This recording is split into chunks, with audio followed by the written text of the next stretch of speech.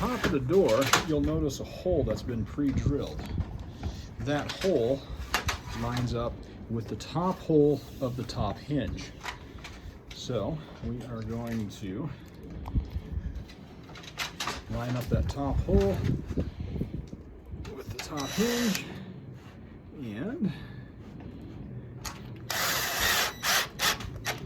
mount the top screw there. Then we come all the way down to the bottom and bottom hole of the bottom hinge, and then just fill all these guys in. Now you want to make sure your hinges are all in the track. See how this one is on the wrong side? Now I've got to undo what I just did so that I can put that hinge where it's supposed to be. And reattach these.